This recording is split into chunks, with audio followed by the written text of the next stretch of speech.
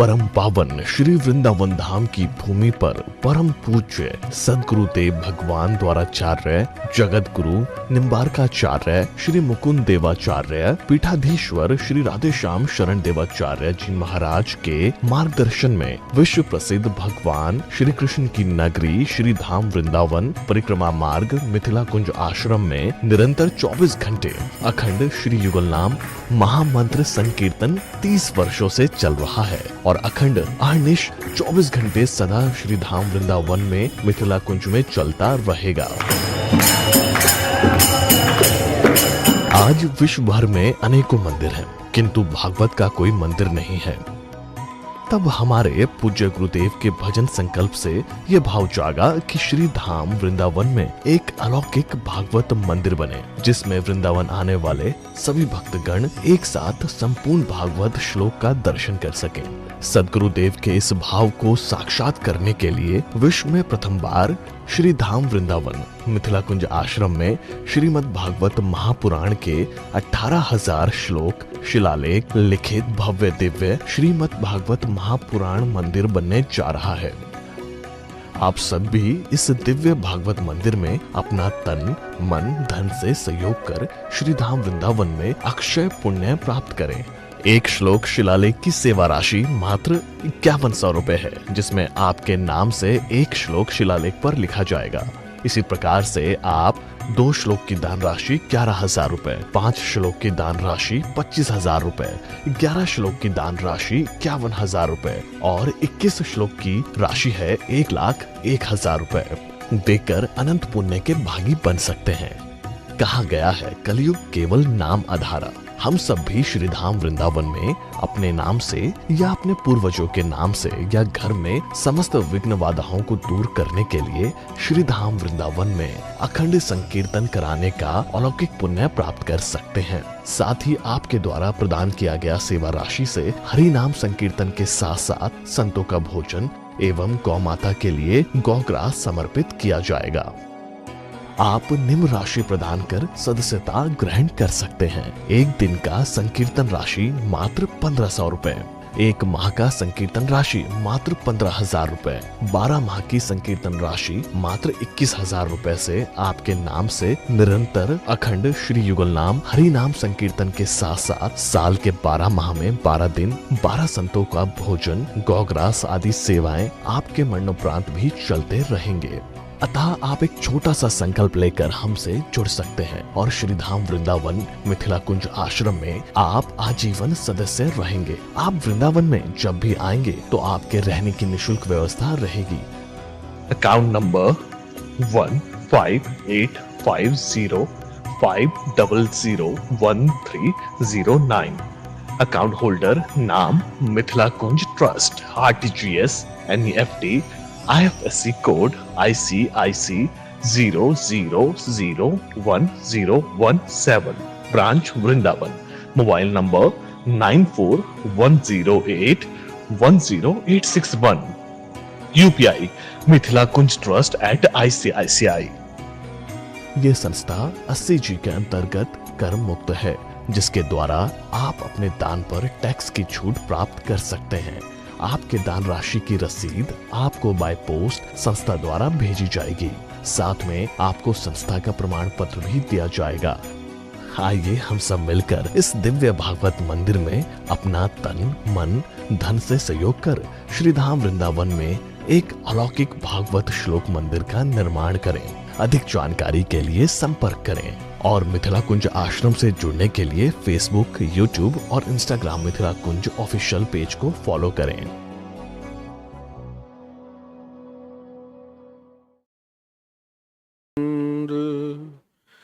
करं प्रसन्नं ज्ञानस्वरूपं निजभावयुक्तं योगीन्द्रमीड्यं भवरोगवेद्यं श्रीमद्गुरुं नित्यमहं स्मरामि। राधां कृष्णस्वरूपाम्बे कृष्णं राधा स्वरूपिणं कैलात्मानं निकुञ्जस्थं गुरुरूपं सदा भजे। वाञ्छाकल्पतरुभ्यश्च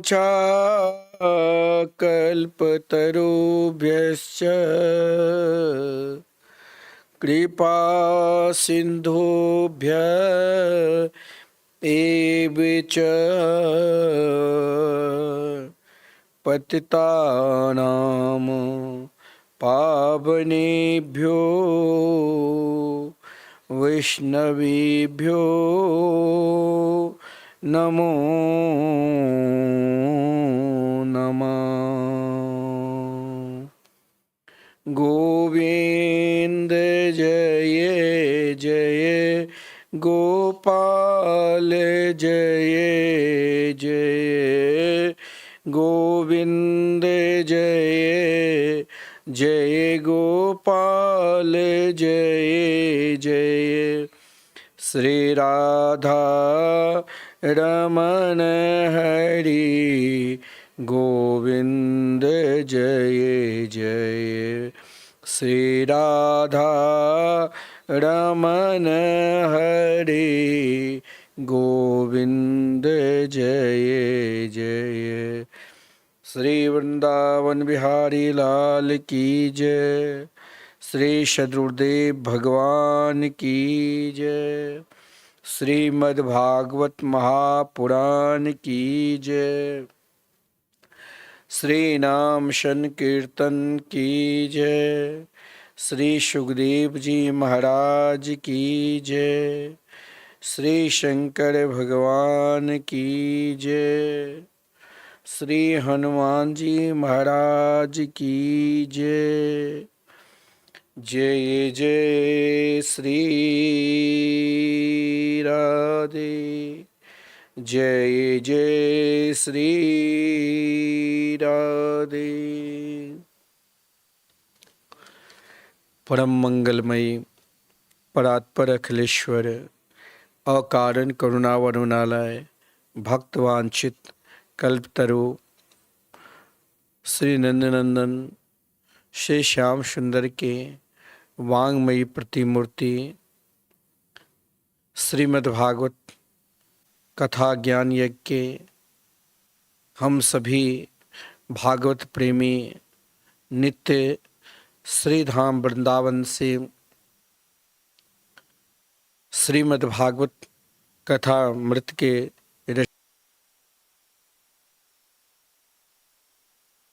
यजमान श्री श्याम प्रसाद जी है, जिनके भाव था कि 1 माह तक आप हमें श्रीमद्भागवत कथा मृत का रसास्वादन कराइए।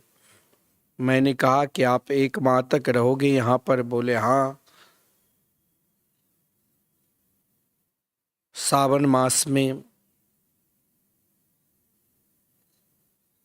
25 तारीख से, अगला माह की 25 तारीख से 25 जुलाई से कथा प्रारंभ हुए और 25 अगस्त तक कथा चलेंगे। जो भागवत प्रेमी नित्य YouTube चैनल के माध्यम से इस कथा मृत के रसास्वादन कर रहे हैं, उनको भी राधे राधे। हमारे प्रिय यजमान जी, जिनकी इच्छा थी कि हम श्रीधाम वृंदावन में सावन मास में रहकर 1 माह तक कथा मृत का रसास्वादन करें, और महाराज जिनके भाव है कि जितने देर वृद्ध है और जितने देर इनकी इच्छा होती है, 1.5 घंटे 2 घंटे, उतने ही देर तक कथा चलती है, क्योंकि इनके बैठने में भी प्रॉब्लम है। और साथ में इनकी यह भी भाव है कि हमें हर प्रसंग का भाव सुनना है, हमें चाहे जितने ही दिन तक, एक माह में जितने ही स्कंद तक हम सुन पाए, लेकिन उन सभी प्रसंगों के हम लोग 8वें स्कंद की कथा में प्रवेश किए हैं, जिसमें कल की कथा के प्रसंग में हम सब गजेंद्र मोक्ष की कथा, भगवान ने हरि अवतार धारण कर गजेंद्र का उद्धार किया। सज्जनों, समुद्र मंथन की भी कथा बड़ा विलक्षण है। एक सज्जन ने हमसे पूछा कि भागवत में वर्णन है कि देवराज इंद्र ने भगवान पर चढ़ाए हुए भगवत प्रसादी माला को अपमान किया। दुर्वासा ऋषि ने जिस माला को देवराज इंद्र की नम्रता को देखकर माला गले में धारण करा दिया, क्योंकि वो माला सत्संग में मिले थे। देवराज इंद्र ने ऐरावत हाथी पर बैठकर कहीं जा रहा था और दुर्वासा ऋषि के चरणों में प्रणाम किया। दुर्वासा ऋषि ने उन माला को तो पहना दिया, लेकिन जब तक दुर्वासा ऋषि सामने थे तो माला पहन कर थे। जब वो थोड़ी सी ही आगे बढ़े, उसने माला को वहीं फेंक दिया, हाथी के मस्तक पर दिया। हाथी ने उसे पैर से कुचल दिए, जिससे उनको श्राप लगा, जाओ तुम दरिद्र हो जाओ। उन सज्जन का प्रश्न था कि अगर देवराज इंद्र के द्वारा भागवत प्रसादी माला को अपमान किया तो उनको दरिद्र होना पड़ा, यहाँ तक कि स्वर्ग को छोड़ना पड़ा। उस समय असुर सम्राट राजा बलि ने स्वर्ग पर आक्रमण करा और स्वयं स्वर्ग के राजा बन गए थे। और आजकल कई दुष्ट ऐसे हैं जो भगवान के मंदिर में कोई दान पेटी का चोरी कर लेता है, तो कोई मुकुट के, कोई स्वयं मूर्ति को ही तोड़ देते हैं। उनको क्या दंड नहीं मिलेगा? देखिए, एक कलिकाल है, दंड ऐसा है कि नहीं मिलता है किसी को। समझने की जरूरत है। एक कलयुग में दंड मिलेगा, लेकिन समय की प्रतीक्षा करो। धत्ते धैर्यम तो यो धीर स धीरो पंडितोत्वा, धत्ते धैर्यम तो यो धीमान। कहने का तात्पर्य, केवल हम धैर्य के साथ भगवान पर विश्वास करें, दंड मिलेगा। अगर भगवत प्रसादी भगवान पर चढ़े हुए पुष्प को अपमान किया तो देवराज इंद्र को दंड मिल रहा है, और जो भगवान के मंदिर के लिए कोई समर्पित करता है, उनको चोरी करेगा तो क्या उनको दंड नहीं मिलेगा? जरूर मिलेगा।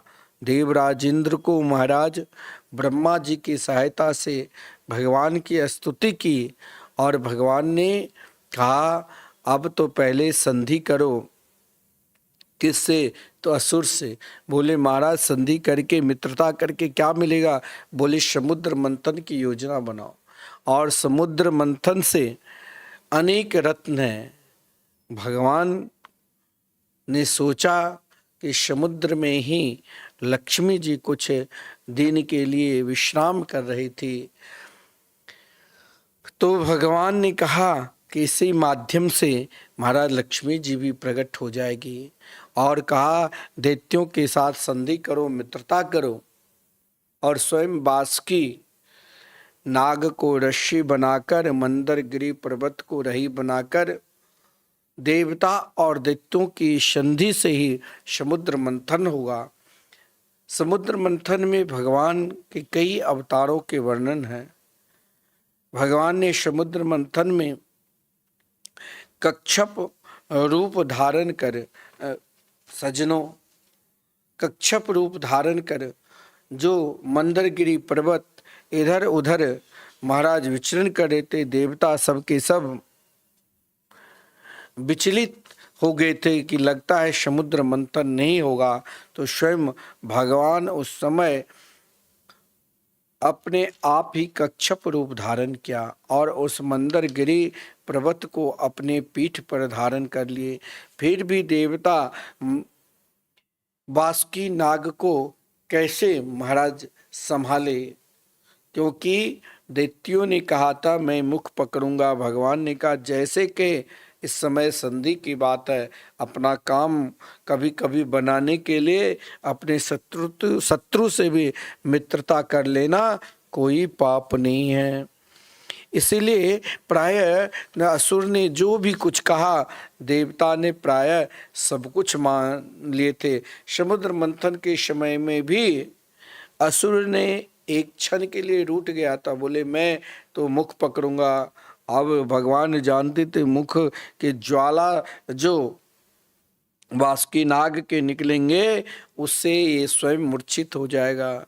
इसलिए देवता को कहा पूछ पकड़ो, लेकिन देवता फिर भी मंथन ने नहीं कर पाए, तो भगवान देवता के भी पक्ष में एक रूप से आ गए। समुद्र मंथन हुआ। समुद्र से सज्जनों 14 प्रकार के रत्न निकलते हैं। पहला रत्न क्या निकला? विष। देखिए, विष का अभिप्राय आपको यह जानना है कि समुद्र मंथन से जो विष निकला, और जिस विष को कौन पिया, तो स्वयं भगवान शंकर जी ने। भगवान शंकर जी ने माता पार्वती से अनुमोदन लेकर विष को पान किया, और जिस समय भोले बाबा विष पान कर रहे थे, तो भगवान शंकर जी ने कहा, सोचा कि विष को हम क्या करें। अपने मुख में यदि ले अंदर रखे, तो मेरे मुख के अंदर हृदय में कौन विराजमान है, तो प्रभु श्री राम कृष्ण। राम नाम के साथ विष रहेगा तो लोग समझेंगे कि राम नाम में भी विष जलाने की शक्ति नहीं है। यदि इसको भीतर ले जाए तो वहाँ भगवान के रूप है, और यदि ये विष रूप के साथ रहेगा तो भी अच्छा नहीं रहेगा। मैं अपने स्वामी अपने इष्ट को विष को कैसे अर्पण करे। तो अंत में भगवान शंकर जी ने न नीचे बाहर फेंके और न गले से नीचे उतारे, विष को रोक लिया। और विष को रोकने के लिए भगवान की कंठ नीला हो गया, और महाराज नीलकंठ होने से भगवान का एक नाम नीलकंठ भी पड़ा। शिव महिम स्तोत्र के आप जब गान करते हैं तो उसमें लिखा है क्या? सह कलमासम कंठे तब न कुड़ते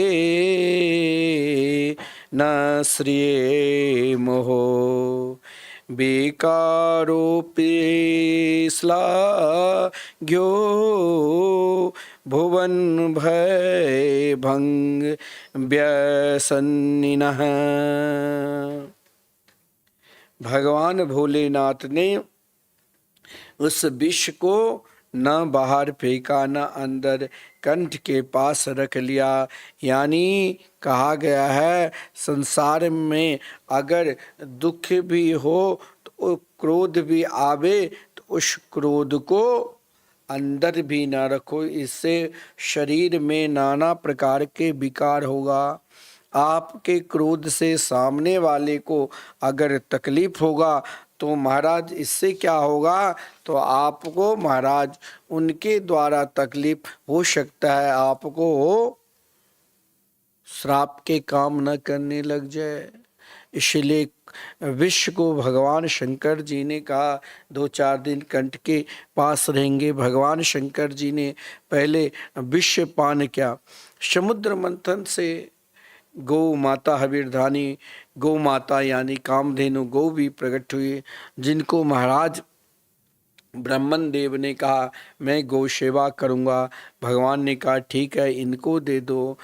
समुद्र से उच्चैःश्रवा नाम के महाराज अश्व निकला घोड़ा, जिसे राजा बलि ने भगवान से कहा। भगवान ने कहा ले लो। ऐरावत नाम की हाथी निकला, क्योंकि इंद्र ने घोड़ा के लिए लड़ा। भगवान ने कहा और रत्न आएंगे। इंद्र को भगवान ने इशारा किया, चलो तुमने अश्व नहीं लिया, अब तुम ऐरावत नाम के हाथी को ले लो। इंद्र ने ऐरावत नाम के हाथी जब निकला तो राजा बलि ने इच्छा प्रकट की, लेकिन इंद्र ने कहा तुमने तो अभी अभी उच्चैःश्रवा नाम के अश्व घोड़ा ले लिया, ये तो मैं लूंगा। कहा ठीक है। समुद्र से सज्जनों अनेक प्रकार के रत्न निकले। कौस्तुभ मणि भी, कौस्तुभ मणि को भगवान ने कहा इसे मैं स्वीकार कर लेता हूँ। देवराज इंद्र की इच्छा थी मैं रखूं, लेकिन राजा बलि ने कहा प्रभु सारी मेहनत आपके हैं, परिश्रम आपके हैं, आपकी जो इच्छा है सो ले लो। भगवान ने कौस्तुभ मणि को इसीलिए स्वीकार किया कि कौस्तुभ मणि के अंदर कोई धागा नहीं, धागा से नहीं लगता है। भगवान ने सीधे उसके अपने पास लटका लिया, कंठ के पास। यानी भगवान ये बताना चाहते हैं जो भक्त मेरे मंगलमय नाम के आश्रित हो जाते हैं उसे मैं कौस्तुभ मणि की तरह अपने हृदय से लगाकर रखता हूँ। चंद्रमा भी निकले समुद्र से। आठवें रत्न के रूप में स्वयं लक्ष्मी जी के प्रागट हुई। श्रीमान सुखदेव जी वर्णन करते हैं ततश्चावीर भूत साक्षात श्री रमा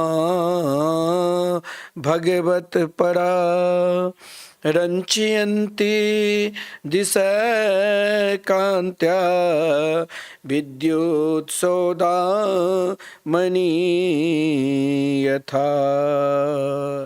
लक्ष्मी को देखकर सभी ने इच्छा प्रकट की, लेकिन लक्ष्मी कहाँ रहेगी? नारायण के पास। भगवान ने कहा आओ देवी, अब बहुत दिन से तुम दूर थी, पुनः भगवान लक्ष्मी जी को स्वीकार किए। देखिए समुद्र मंथन में जब लक्ष्मी जी के प्रागट हुई ना, तो सब ब्राह्मण भी, शंकर जी भी, देवता लोग भी, असुर लोग भी सब चाहा, लेकिन लक्ष्मी जी जब वरण करने लग गई तो सबके अंदर कुछ न कुछ कमी देखा। चाहे इंद्र बड़े आसन लगाकर बैठे हो, इंद्र के अंदर भी देखा तो डरपोक है। असुर सम्राट बहुत बड़े आसन लगा के बैठे हो तो उनके अंदर भी देखा कि इसके अंदर भी कमी है। क्या उनसा कमी? तो ये दूसरे का धन लेकर निरंतर सम्राट बने रहते हैं।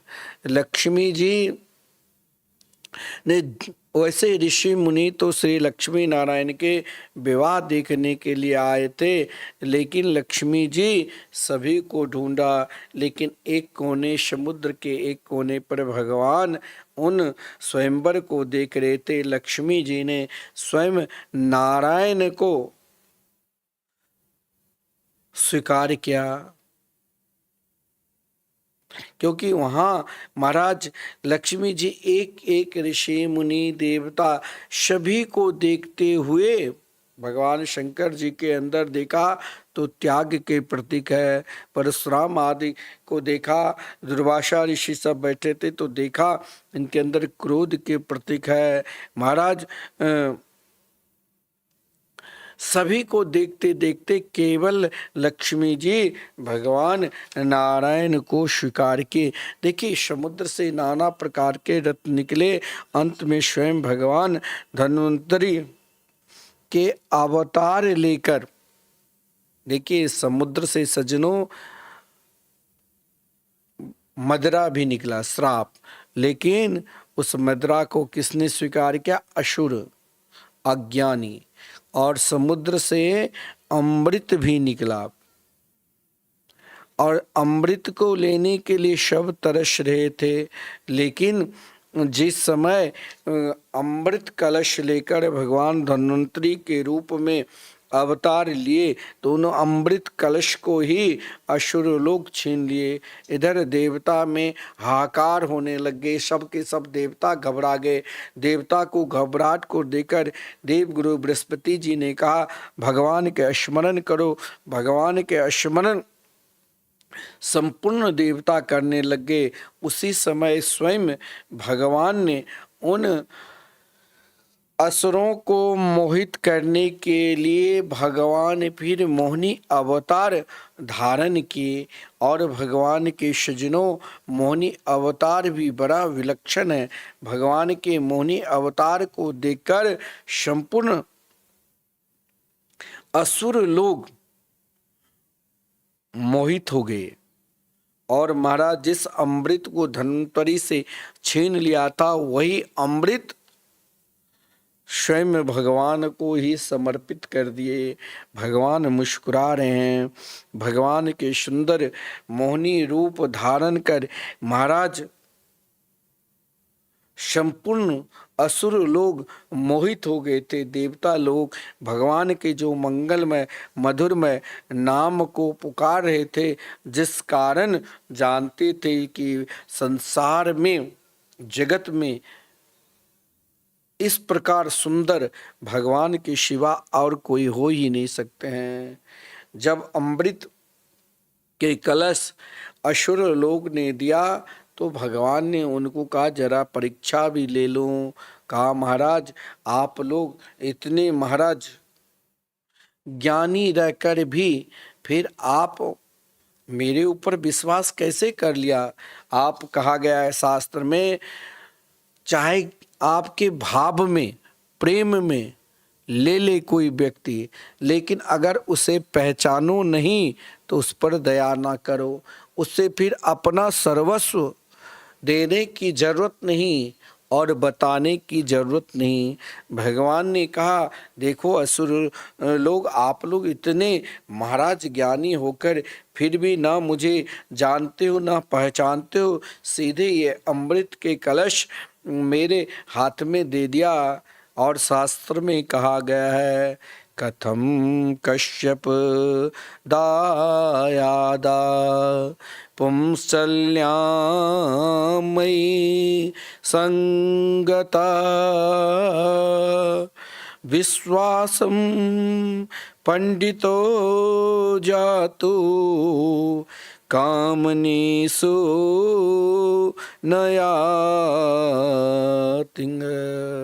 कहा महाराज आप भगवान बोले आप इतनी जल्दी चलते फिरते लोगों पर विश्वास करके जिन अमृत को आप लोग आपस में ही लड़ रहे हो कि मैं पीऊंगा, लेकिन आपने एकाएक मेरे हाथ में समर्पित कर दिया, आप बिना जान पहचाने ही। भगवान बोले कि हम जे ऐसे स्त्री पर विश्वास नहीं करना चाहिए। देखिए भगवान के वचन हैं जिसके विषय में आप ना जानते हो, केवल कुछ क्षण के लिए मिले और मिलते ही आपने अपार विश्वास कर लिया, जिससे क्या होगा भगवान स्वयं कहते हैं महाराज कहाँ तो मैं एक चलते फिरते स्त्री और आप कहाँ कश्यप के पुत्र। भले कोई विद्वान किसी ऐसे चलते फिरते ना जान ना पहचान ऐसे कामनी पर विश्वास करता है, ऐसे महाराज चलते फिरते स्त्री पर अगर विश्वास करता है कोई व्यभिचारिणी स्त्री पर, तो उनके विषय में भगवान कहा गए, भगवान बोले कि उनका नाश सत प्रसत है। लेकिन असुर नहीं माने। असुर हंसकर बोले कि ना ना आप चाहे कुछ कहो, अब तो ये अमृत हम सब आपके हाथ से ही स्वीकार करेंगे। भगवान के उन मोहिनी रूप को देखकर संपूर्ण असुर मोहित हो गए थे। भगवान ने पहले उनको बहुत समझाया, लेकिन वो समझने वाले कहाँ से हैं। भगवान ने कहा फिर वैसे अमृत पान करोगे तो हो सकता है तेरे ऊपर प्रभाव ना पड़े। पहले तुम सबके सब स्नान करो, फिर हवन करो, फिर दान करो, फिर शुद्ध वस्त्र पहनो, सब अपने अपने आसन पर बैठ जाओ। इसके बाद मैं तुम सभी को अमृत पान कराऊंगी। ये सुनकर उन असुर लोग सब के सब ऐसे मोहित हो गए थे, उनके ऊपर काम रूपी राक्षस तो स्वयं थे और सवार हो चुके थे। जैसे भगवान के उन मोहिनी रूप ने कहा, वो लोग ऐसे ही करने लगे। कहा जाओ जल्दी स्नान करो। सब तैयार हो गए, आसन पर बैठ गए। अब भगवान ने सोचा कि देखो, दैत्यों को, असुरों को अमृत पिलाना सांपों को दूध पिलाने से भी अधिक अन्याय होगा। देखिए, जो अपात्र है, जिसके अंदर पात्रता है ही नहीं, उसे आप नाना प्रकार के ज्ञान दो, लेकिन उन ज्ञान को भी वो तो मजाक में ही समझेंगे। मान लो कोई महान भिखारी है, उनको कुछ ज्ञान नहीं, आप उसे कोई बहुत बड़ा व्यापार कह दो तुम संभालो, वो कुछ जानते ही नहीं व्यापार क्या होता है, तो व्यापार नष्ट ही होगा। भगवान ने सोचा ये इनका स्वभाव सांप की तरह है और इनके अमृत पान कराना मानो सांपों को दूध पिलाना। सांप को चाहे आप कितना भी दूध पिलाओ, एक दिन आपको ही डस खाएगा। भगवान ने सोचा अगर मैंने इनको अमृत पिलाया तो अन्याय होगा, क्योंकि ये हमेशा जिंदा रहकर सत्पुरुष को सताएंगे।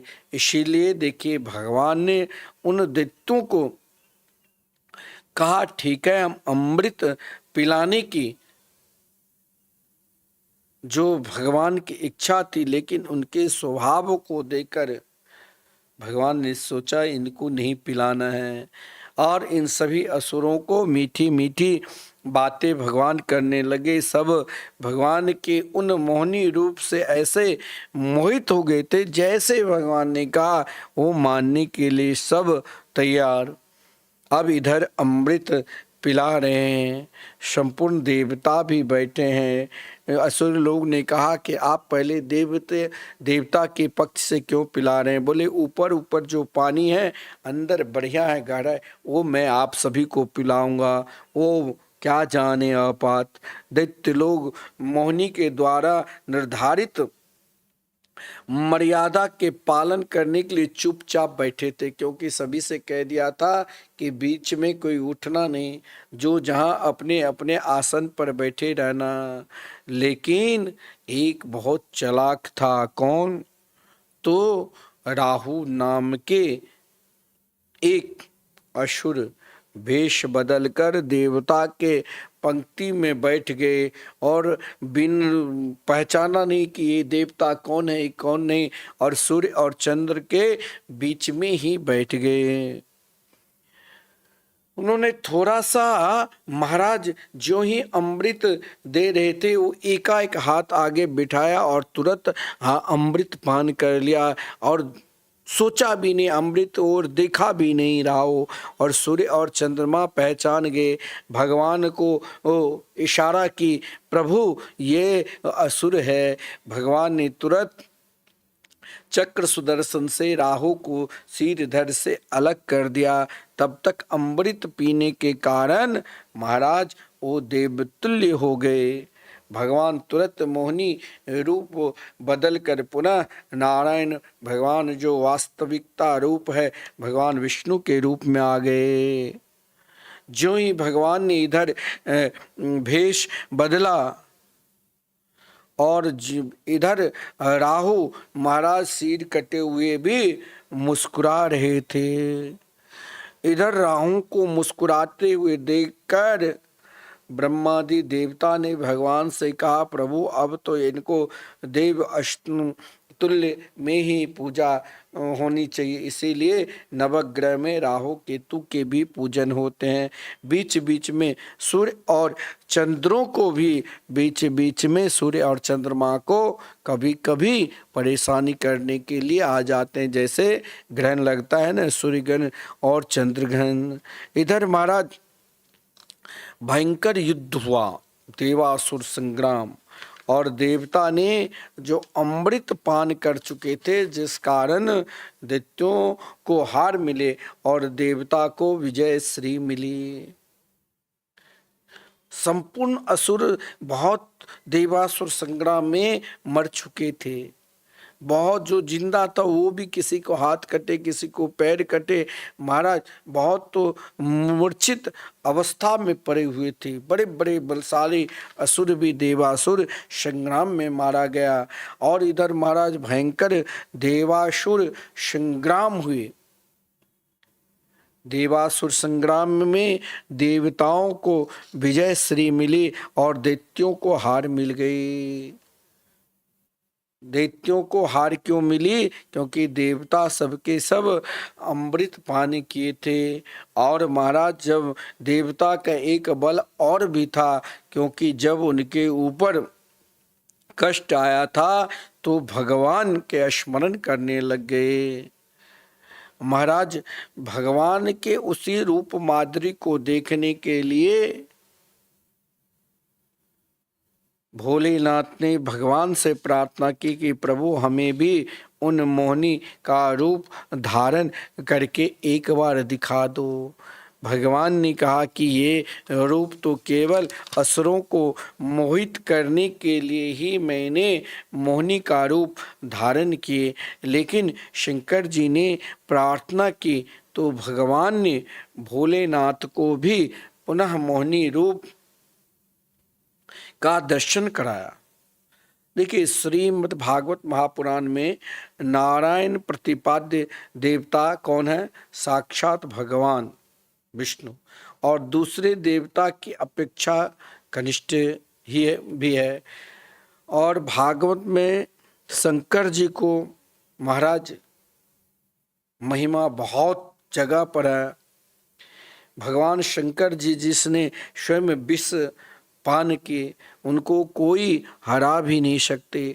और भगवान शंकर जी ने जब प्रार्थना की तो भगवान ने मना बहुत किया, फिर भी नहीं माने, क्योंकि ये दिखाना चाहते थे कि महाराज भगवान शंकर जी स्वयं अपने आप को उन साधक को भी बताना चाहते हैं कि जब आप साधना पथ पर हैं तो साधना पथ पर अपनी निष्ठा में तटस्थ रहो।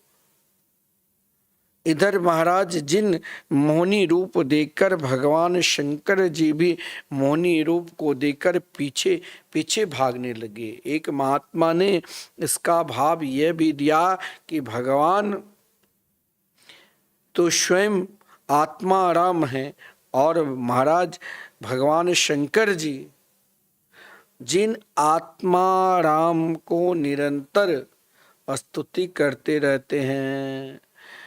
और एक बात, भगवान की मोहिनी रूप धारण कर भगवान शंकर जी के पास स्वयं एक बार कामदेव को तो भगवान शिव ने जला दिया। फिर भी कामदेव ने कठोर तपस्या की, भगवान शंकर जी की आराधना की, तो भगवान शंकर जी उन पे प्रसन्न हो गए और बोले, कामदेव तुम क्या चाहते हो? क्योंकि भगवान शंकर जी देखिए सबके हैं, देवता के भी है, असुर के भी है। तो कामदेव ने कहा, प्रभु आपने तो पहले मुझे जला दिया, अब कुछ ऐसी लीला कीजिए कि दुनिया के लोग ये देख ले आप भी कभी कभी काम के बस में हो जाते हैं। इसीलिए शंकर भगवान ने कामदेव की इच्छा पूर्ण करने के लिए ही मोहिनी रूप धारण किए। बड़ा विलक्षण भाव है महाराज भगवान की इस मोहिनी रूप को। महाराज भगवान शंकर जी ने जब पीछे पीछे भागने लगे तो स्वयं भगवान मोहिनी पुनः मोहन बनकर, नारायण बनकर भगवान शंकर जी के कहा, प्रभु आपने संसार के लोगों को दिखा दिया जो आपकी इच्छा थी। महाराज बड़ा विलक्षण भाव है। इधर जब देवासुर संग्राम हुए, देवासुर संग्राम में दैत्यों को महाराज हार मिला और देवताओं को विजय श्री मिली। लेकिन देखिए कभी कभी क्या होता है, संपूर्ण गुण से संपन्न होने के बाद भी अगर आप भगवान के चरणार बिंद के आश्रित नहीं हैं, भगवान पर विश्वास नहीं है, परमात्मा पर विश्वास नहीं है, तो हो सकता है आप इस समय देवतुल्य है, लेकिन देवतुल्य रहने के बाद भी हो सकता है आपके पास विपन्नता आ सकता है। आप कहेंगे क्यों विपन्नता क्यों आ सकती है, गरीबी क्यों आ सकती है? देखिए इसका कारण यह है, भगवान के भजन करने से सुख में भी और दुख में भी मुस्कुराहट होता है, और भगवान के भजन छोड़ने से हर स्थिति में बेचैनी रहता है। देवता ने सोचा अमृत पान अब हमने कर लिया, अब महाराज हमें तो कोई हरा सकता ही नहीं। इधर असुर सम्राट राजा बलि ने निरंतर महाराज गुरुदेव की आज्ञाकारी रहा। आप कहेंगे गुरुदेव की आज्ञाकारी क्यों रहा? क्योंकि जब राजा बलि जब मूर्छित हो गए थे तो स्वयं शुक्राचार्य जी ने, जो उनके गुरुदेव शुक्राचार्य थे, असुर सम्राट के गुरुदेव शुक्राचार्य जी ने थे, शुक्राचार्य जी अमृत विद्या के द्वारा राजा बलि को जिंदा कर दिया था और फिर महाराज एक यज्ञ करवाया। उस यज्ञ में ऐसा संकल्प था कि यज्ञ आप जो करोगे, विश्वजीत नाम के यज्ञ क्या था, जिसमें सर्वजीत नाम के रथ अग्निकुंड से प्रकट हुए थे और कहा था इस रथ पर बैठकर जब आप अपने शत्रु पर आक्रमण करोगे तो शत्रु अपने आप भाग जाएंगे और आप स्वयं वहाँ के राजा बनोगे। वहाँ महाराज श्रीमान प्रहलाद जी भी देखा राजा बलि के अंदर साधु संतों की सेवानिष्ठ, भगवान की सेवानिष्ठ, गौ सेवानिष्ठ, तो उनकी सेवानिष्ठ को देखकर कहा कि युद्ध करना सही नहीं। एक शंख दिया और कहा इस शंख को बजाते ही महाराज आपके जो शत्रु रहेंगे वो अपने आप सब के सब वहां से भाग जाएंगे। इधर पुनः देखो देवता अमृत पान करने के बाद भी दुखी रहा, लेकिन असुर सम्राट राजा बलि ने देखिए अपने जीवन को, घर के जो कोई श्रेष्ठ व्यक्ति रहे स्वयं उनके ऊपर निछावर कर दो। आपको निछावर करने का मतलब उनके आज्ञाकारी बनकर रहो, वो जैसे आदेश दे, क्योंकि जो आपके अभिभावक होगा वो निरंतर आपका कल्याण ही चाहेगा। राजा बलि ने अपने आप को कहा गुरुदेव अगर मैं जिंदा हूँ, सुरक्षित हूँ तो आपकी कृपा से, अब आप जैसे आदेश करोगे मैं वैसे ही रहूँगा। लेकिन शुक्राचार्य जी जानते थे कि संत सेवा की क्या महिमा है। देखिए मैं आपसे कहता हूँ कि श्री धाम वृंदावन में कई भक्त ऐसे हैं जो सावन मास में भी मिथिला कुंज आश्रम श्री राधा मोहन बिहारी के जहाँ मंदिर है, यहाँ साधु संत निरंतर, वृद्ध महात्मा निरंतर उनकी कुटिया बनी है, एक रूम में 3-3 संत रहते हैं, संकीर्तन भी करते हैं। और महाराज कई भक्त को मैंने देखा, जब से आप YouTube चैनल के माध्यम से कथा श्रवण कर रहे हैं, मैंने कहा कि 32 वर्षों से जो श्रीधाम वृंदावन में संकीर्तन चल रहे हैं, एक सज्जन ने पूछा कि इसमें इतना व्यय है, कहाँ से आता है। मैंने कहा आज आप देख रहे हो कि सामने धर्मशाला भी है, कई भक्त आते ठहरते, उनसे कहता हूँ आप निःशुल्क ठहरिए इसी रूम में, लेकिन एक दिन का आप केवल संकीर्तन करा दीजिए।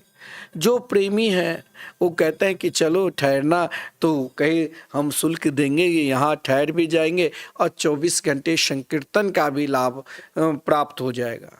अगर जो 24 घंटे संकीर्तन कराते हैं, क्योंकि आजकल सभी को लाभ चाहिए कहीं न प्रत्यक्ष, तो कहा कि यहाँ एसी कमरे हैं, आप निःशुल्क रहिए और आप 24 घंटे संकीर्तन कराइए। जो आते हैं भक्त, वो जिनके भाव है वो ठहरते भी है, उनका फिर कोई वहाँ पर शुल्क नहीं लिया जाता है, जो संकीर्तन कराते हैं। एक दिन का संकीर्तन के मात्र 2100 है। कई भक्तों से ऐसा भी है जो परिक्रमा लगाते हैं, उनकी इच्छा होती है कि महाराज कि जब कभी वृंदावन आते हैं, वृंदावन में परिक्रमा लगाते हुए देखता है कि यहाँ श्री राधा मोहन मंदिर में निरंतर 24 घंटे अहर्निशम संकीर्तन चल रहे हैं, क्यों नहीं एक दिन के संकीर्तन करूं। ऐसे ऐसे लोग हैं जो महाराज एक बार 21,000 अगर कोई समर्पित करते हैं तो साल के 12 दिन उनके नाम से जब तक जिंदा है तब तक संकीर्तन चलता रहेगा, और मरणोपरांत भी फिर उनको ये चिंता नहीं रहेगी कि श्राद्ध पक्ष में मेरे घर के कोई सदस्य मेरे लिए महाराज सुंदर तर्पण करे, कोई जरूरत नहीं, क्योंकि आपके नाम से मरणोपरांत भी ये अखंड संकीर्तन है। श्री धाम वृंदावन में निरंतर आपके नाम से साल के 12 दिन संकीर्तन और 12 संतों के भोजन चलते रहेंगे। बहुत भक्त सेवा करते हैं, क्योंकि आप लोगों की सेवा से ही तो यहाँ संत सेवा, संकीर्तन सेवा। और देखिए विश्व में प्रथम बार श्रीमद् भागवत महापुराण के मंदिर बनने जा रहे हैं। जब ये मंदिर प्रारंभ हुआ, अभी निर्माणाधीन है, आप देखते होंगे टीवी चैनल पर, यूट्यूब पर, जो महाराज ये मंदिर कई वर्षों से इच्छा पूज्य गुरुदेव ने की कि श्रीधाम वृंदावन में एक भागवत मंदिर भी होना चाहिए। वैसे तो मंदिर आप सामने दर्शन करोगे ही, सप्त मंजिल है, ऊपर में सखी स्वरूप में हनुमान जी है। वृंदावन में जैसे भोलेनाथ भगवान शंकर जी गोपी के रूप में विराजमान है, गोपेश्वर महादेव के रूप में, वैसे से हनुमत लाल जी भी यहाँ सखी स्वरूप में, चारुशिला सखी स्वरूप में से हनुमत लाल जी भी विराजमान हैं। और नीचे ठाकुर श्री राधा मोहन बिहारी के दिव्याति दिव्य मंदिर है। सप्त मंजिल मंदिर आप दर्शन करते होंगे, लेकिन पूज्य गुरुदेव की इच्छा थी कि वृंदावन में भगवान के अनेक रूप के मंदिर है, परंतु शब्दमयी रूप के मंदिर नहीं है, क्योंकि श्रीमद् भागवत महापुराण भगवान की वाणी के अवतार है, शब्दमयी अवतार है। तो इन शब्दमयी मूर्ति की स्थापना कैसे होगी? तो पहले 18,000 श्लोक जो श्रीमद् भागवत महापुराण में है, इन 18,000 श्लोक को आप एक साथ, जो ये विशाल मंदिर बनने जा रहे हैं, अभी वर्तमान समय में निर्माणाधीन है, जो जब प्रारंभ हो जाता है तो पूर्ण ठाकुर जी करेंगे ही, और उनके प्रिय भक्त जिनकी यह इच्छा है कि ये भागवत मंदिर बनना चाहिए। देखिए इस भागवत मंदिर में भी अगर आपके भाव है तो आप एक श्लोक के जो शंखमरमर पत्थर पर, ग्रेनाइट पत्थर पर टोटल खर्चा पड़ता है 5100। एक श्लोक का भी आप अगर श्रीधाम वृंदावन में समर्पित करते हैं तो आप जानते हो यह एक श्लोक नहीं, आप स्वयं भगवान को विराजमान कर रहे हैं। तो मैं उन भक्तों से भी आग्रह करता हूँ, देखिए आप तो भगवान दिए हैं, तो दान करने से धन नहीं घटता है। देखिए धन अगर आपके पास बहुत है, आप देखते होंगे बड़े बड़े लोग ऐसे हैं जो 3-3 हजार करोड़, हजारों करोड़ छुपा छुपा कर रखते हैं। एक दिन इनकम टैक्स वाला, ईडी, सब कुछ उसे, अगर वो जहाँ जहाँ छुपा कर पीओपी में अंदर छुपा कर रखता है या मिट्टी में गाड़ कर, फिर भी सरकार ले ही लेंगे, नष्ट ही हो जाएगा। तो कहने का तात्पर्य, अगर भगवान दिए हैं तो दान भी करना चाहिए। दान करने से क्या होगा, जैसे आप स्नान करते हो तो शरीर में प्रसन्नता होती है, स्वच्छ होता है, वैसे ही महाराज आप जैसे भोजन करते हो तो क्षुधा की तृप्ति होती है, मन में आनंद, वैसे ही दान उसी भाव से करना चाहिए। दान करने से धन निरंतर बढ़ता है। देखिए राजा बलि ने सद्गुरु के आदेश मानकर संत की सेवा प्रारंभ कर दिया। संत सेवा का मतलब ये नहीं है आपके जो भी समर्थ है। अभी रक्षाबंधन दिन, उस दिन हमारे यहाँ बहुत विशाल भंडारा होगा। हमारे पूज्य गुरुदेव प्रतीक वृंदावन में जहाँ निरंतर रहते हैं मिथिला में, वहाँ भी हमारे दादा गुरुजी के भी उत्सव है। और जो भी पूज्य गुरुदेव के शिष्य हैं, उस दिन गुरुदेव के जन्मोत्सव श्री धाम वृंदावन में बड़े धूमधाम के साथ मनाए जाएंगे। तो जिनका जो भी भाव है, ऐसा नहीं है आप नहीं सम्मिलित हुए तो आप आगे आना। रक्षाबंधन दिन पूर्णिमा है, उस दिन पूज्य गुरुदेव के जन्मोत्सव है, तो हम सब बड़े आनंद के साथ ऐसे महापुरुष जिनके रोम रोम से भगवान के मंगलमय नाम निकलते रहते हैं। अब कुछ ही दिन बचा है 100 वर्ष पूर्ण होने में, और महापुरुष भजनानंदी निरंतर रहते ही है। क्योंकि देखिए संत महात्मा की सेवा, एक सज्जन ने हर द्वादशी को हमें फोन करके कहते हैं कि एक महात्मा की मेरे तरफ से सेवा, वो 100 रुपया भेज देते। मैं कहा जरूर होगा। आप का भाव होना चाहिए, जितने भी संतों की सेवा करोगे उतना ही प्रसन्नता होगी आपको स्वयं अपने आप में। कोरोना काल में अनिरुद्धाचार्य जी मिथिला कुंज में आए थे कथा करने के लिए, और महाराज आज आप देख रहे हैं विश्व विख्यात, लेकिन उनके हृदय में वैसे नहीं है दान। उस समय अभी आपको बहुत लोग कहते हैं बहुत दान तब आते हैं जब वो कार्य कर रहा है। संतों की सेवा कोरोना काल में रोड पर पड़े हुए थे, उनको भी बुला बुला कर भोजन, रात्रि में कौन खिलावे, तो सभी को, वो जो सरकार का नियम था उस नियम को पालन करते हुए हजारों को भोजन देते थे। हॉस्पिटल में भी यहाँ पर मिथिला कुंज में 2 साल तक रहा, करीबन गौरी गोपाल जो आश्रम है 2 साल तक मिथिला कुंज में। और महाराज संतों की सेवा, ब्राह्मणों की सेवा, उनकी निष्ठा, गौ की सेवा। देखिए राजा बलि त्रिलोकी के राजा बने। बहुत लोग देखते अरे महाराज इतने बड़े बिल्डिंग, इतने बड़े प्रभावशाली वो कैसे बने। तो इसका मुख्य जो जड़ है, अगर आप भी प्रारंभ करोगे तो आप भी प्रभावशाली बनोगे। कैसे प्रभावशाली बनोगे, ये शुक्राचार्य जी ने राजा बलि को कहा आप 3 चीज करने लग जाओ, संसार में कोई आपको पराजित नहीं कर सकते हैं।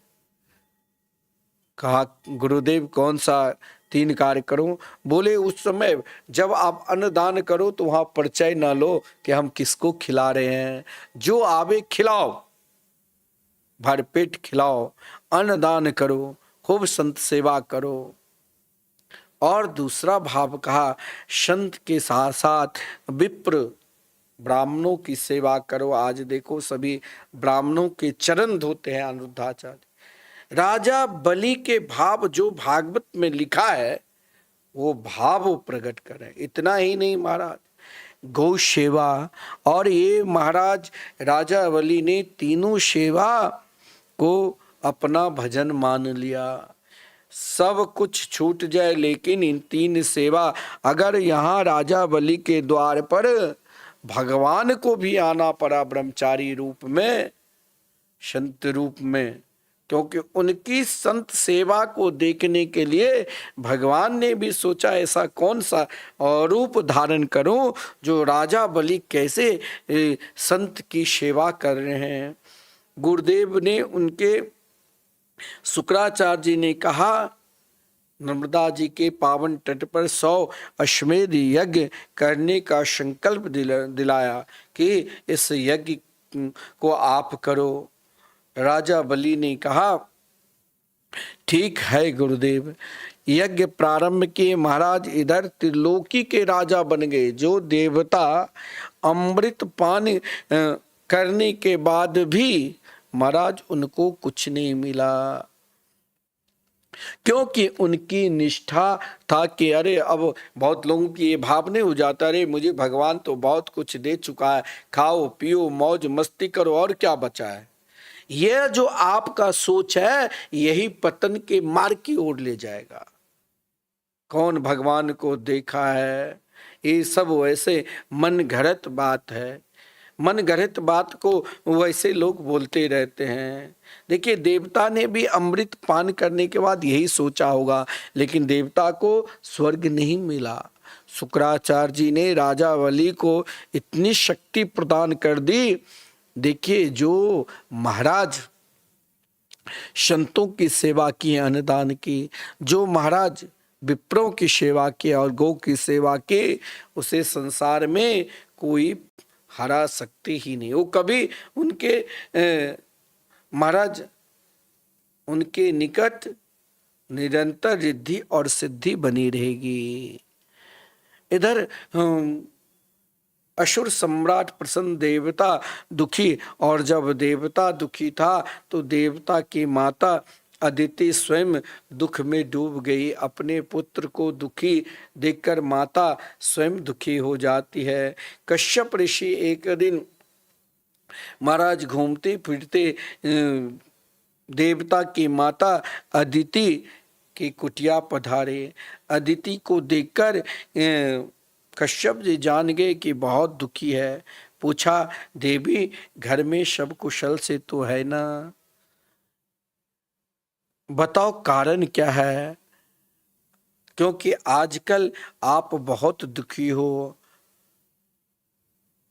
जब कश्यप ऋषि ने अदिति से पूछा कि कारण बताओ, आप दुखी क्यों हो, दुख के कारण जब पूछा तो महाराज अदिति ने क्या बोली। देखिए, अदिति अगर जिस प्रकार प्रार्थना की, अदिति ने कही कि प्रभु मैं किसी के अनित नहीं चाहती हूँ, लेकिन देखो मेरे पुत्र के पास अब कुछ बचा ही नहीं।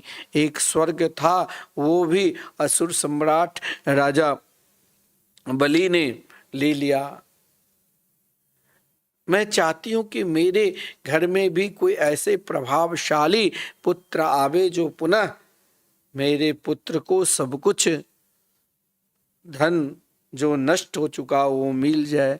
महाराज कश्यप ने अदिति की वाणी सुनकर बहुत समझाया, फिर भी महाराज कश्यप ने उनकी एक विचार को देखकर, एक स्वभाव को देखकर बहुत प्रसन्न हुए कि देखो अदिति ने अनिष्ट स्वभाव को नहीं विचार किया। जैसे दैत्यों की माता अदिति जब अनुष्ठान की थी तो महाराज उनके अनुष्ठान में था कि मेरे घर में ऐसा पुत्र आवे जो देवराज इंद्र को मारे।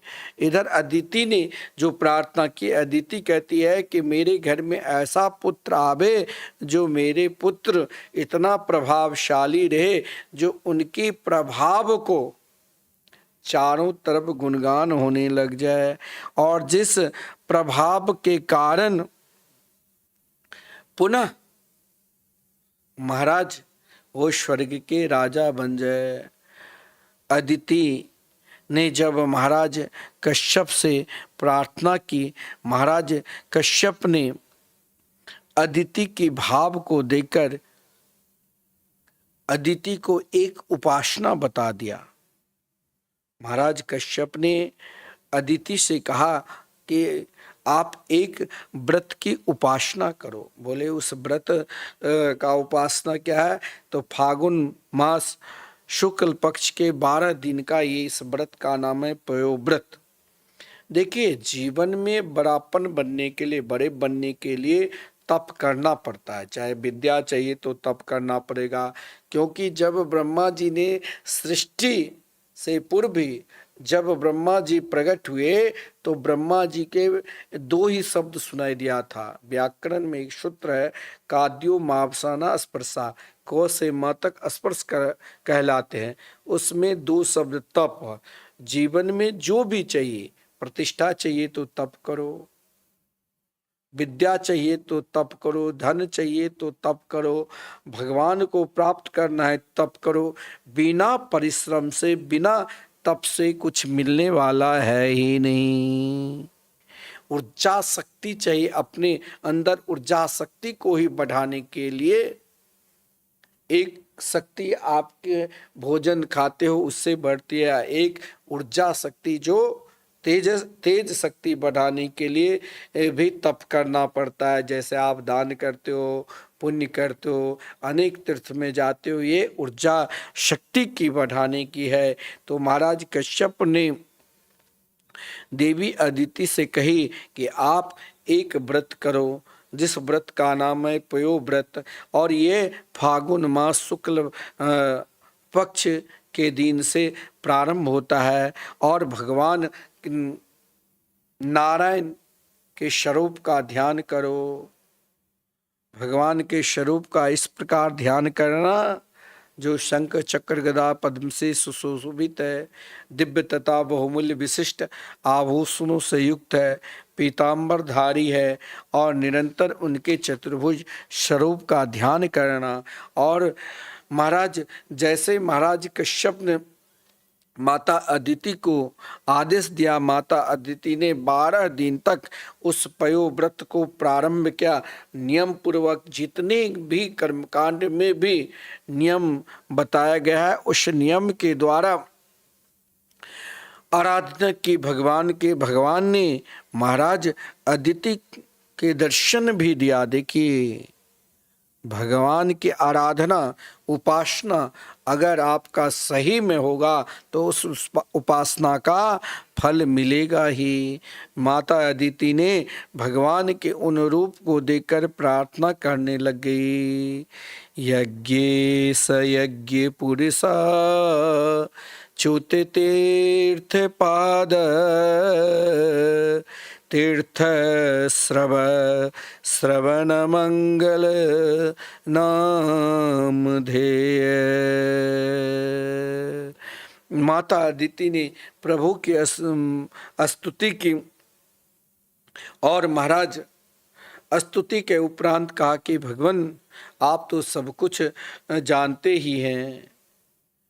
यहाँ देखो, माता अदिति ने जब भगवान की स्तुति की तो स्तुति समय में भगवान को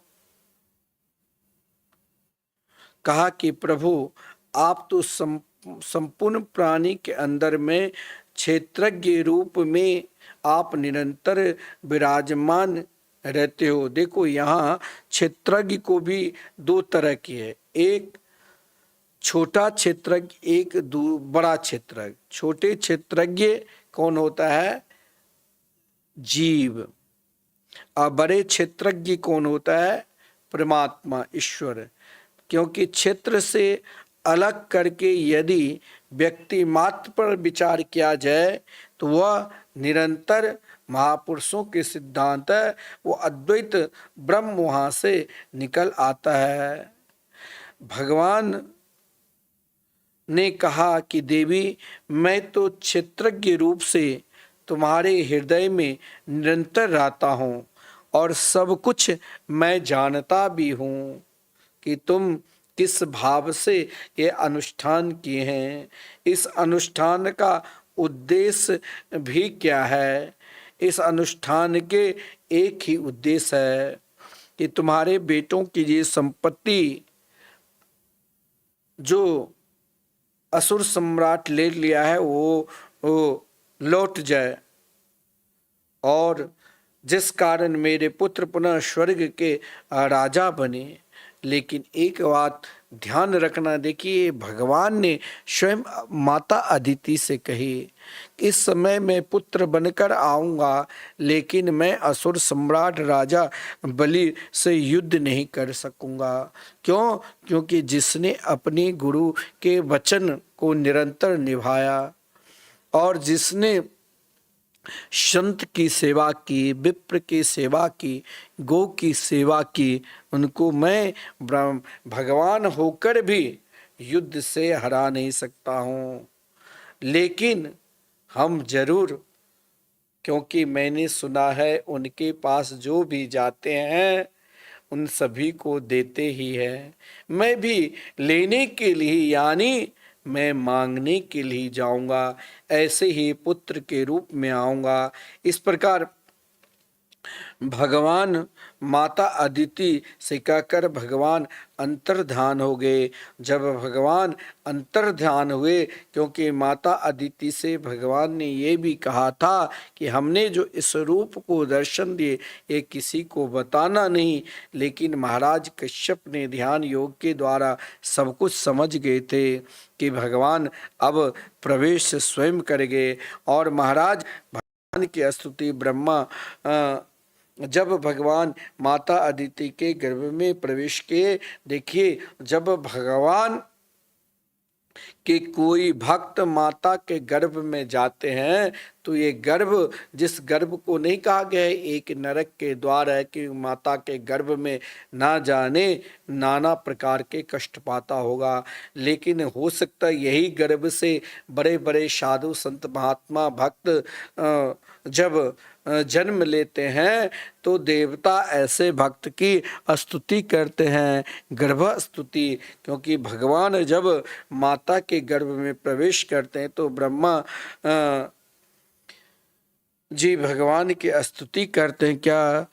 जयोरुगाय भगवन् रूप क्रम नमोस्तुते, नमो ब्रह्मण्य देवाय त्रिगुणाय नमो नमः, नमस्ते वृष्णि गर्भाय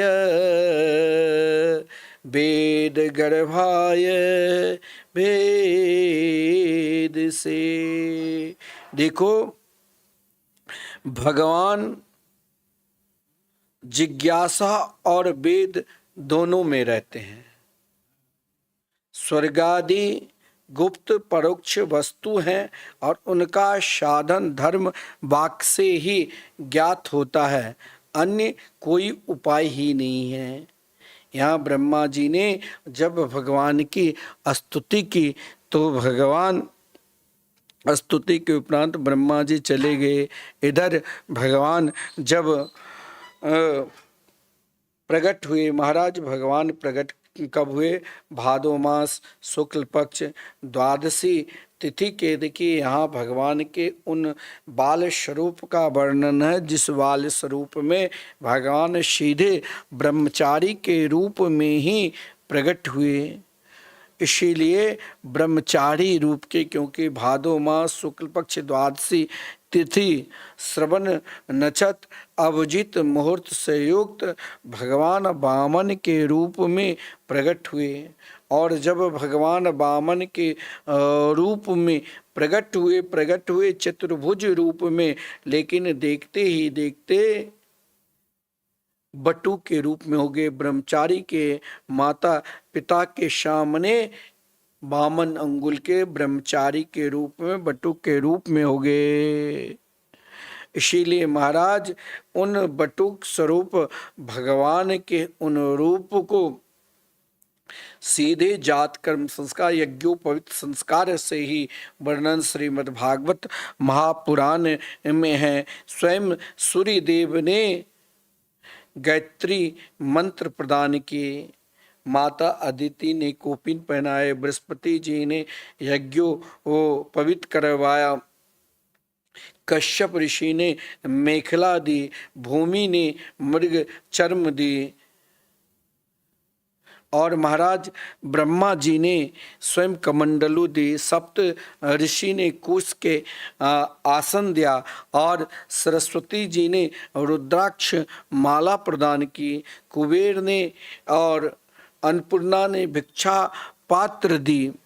इस प्रकार संपूर्ण देवता ने भगवान के जो ब्रह्मचारी के स्वरूप होते हैं वो ब्रह्मचारी स्वरूप प्रदान कर भगवान वामन के उन सुंदर रूप माधुरी को संपूर्ण देवता निहार रहे थे।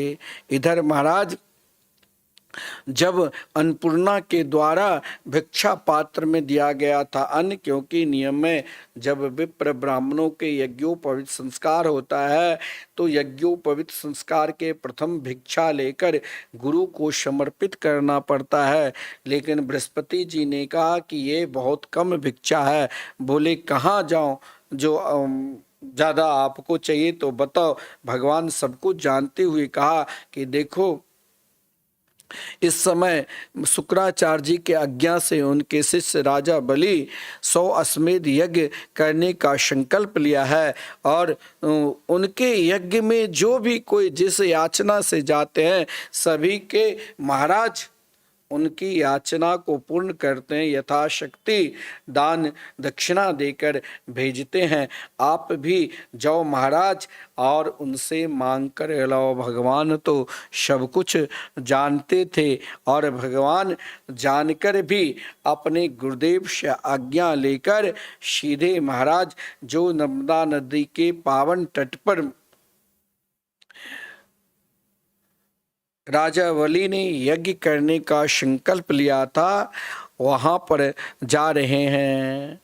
आजकल उन स्थान को भरोच भी कहते हैं, जो बड़ौदा और सूरत के बीच में जहाँ नर्मदा नदी मिलती है उसी स्थान को भृगु कक्ष नाम के भी स्थान कहा गया है।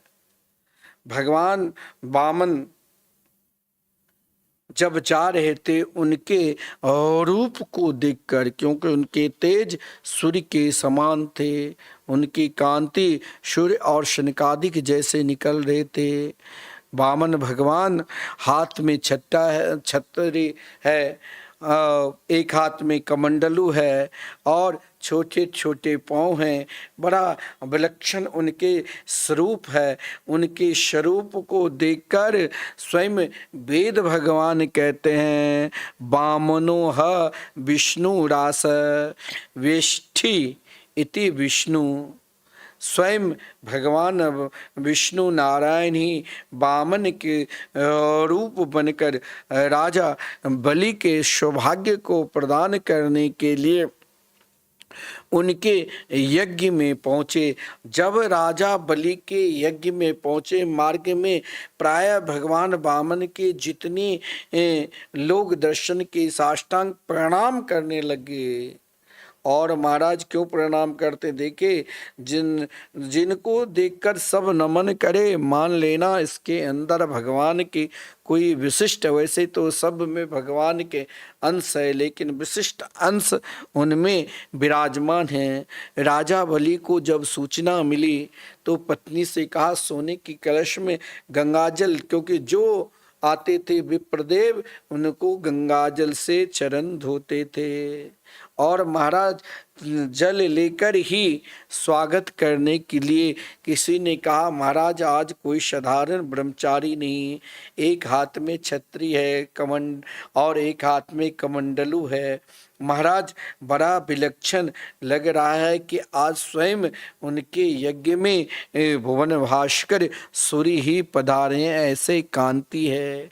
लगता है महाराज और विप्र लोग जो वहाँ सुस्ति वाचन कर रहे थे, कहा महाराज लग रहा है आज यह जो यज्ञ का संकल्प लिया है इस यज्ञ के संकल्प को पूर्ण लगता है पहले ही हो चुके। बोले क्यों, लगता है इसका फल ही, क्योंकि ऐसे महापुरुष तो मैंने अपने जीवन में प्रथम बार देखा, जहाँ वहाँ हजारों लाखों विप्र जो सबके सब पूजन अनुष्ठान में बैठे थे।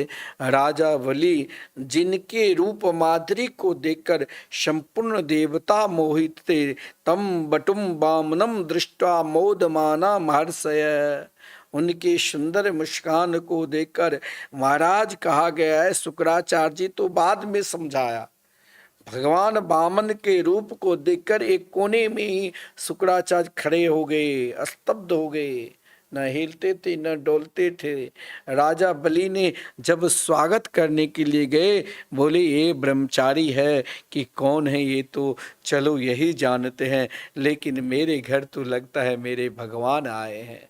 अपने भगवान को देखकर राजा बलि जैसे एक भक्त अपने भगवान को देखकर आनंदित होते हैं, उसी प्रकार राजा बलि ने क्या कहा, अद्येन पितरस्तृप्ता अद्येन पावितं कुलम् अद्य सृष्ट क्रतुरयम् यद भवा नागृतो गृहान। राजा बलि ने स्वागत करते हुए उनकी पत्नी विंध्या बलि, पुत्री रत्नावली सब उपस्थित है। भगवान के उन ब्रह्म स्वरूप ब्रह्मचारी रूप को देखकर सब के ऐसे ब्रह्मचर्य निष्ठ महापुरुष को प्रथम बार देखा, स्वागत कर रहे हैं।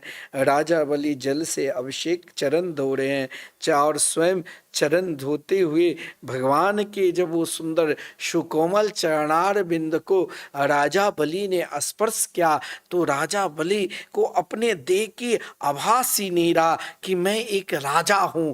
महाराज राजा बलि आज एक दास, एक आत्मसमर्पण भक्त की तरह भगवान के बार बार उस सुंदर चरणार बिंद को, जो कमल के पंख की तरह सुकोमल चरणार बिंद को, पंखड़ी की तरह सुकोमल चरणार बिंद को देख देख का अद्य लगता है आज मेरे पितर सबके सब तृप्त हो गए।